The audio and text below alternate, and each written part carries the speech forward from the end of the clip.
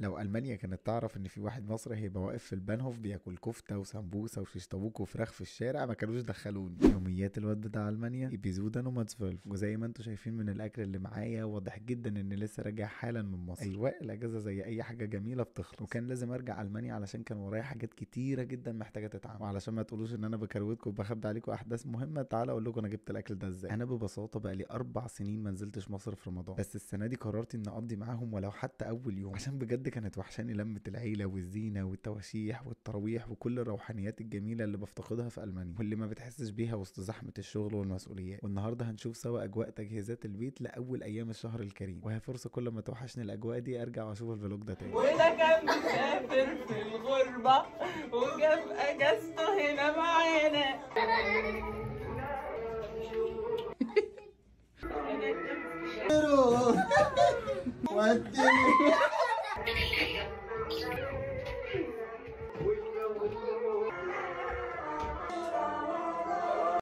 الله أكبر عليها. دلوقتي بقى شفتي؟ لا لا بس في تعالى بقى يلا عشان تعلق دي. مش هتطول.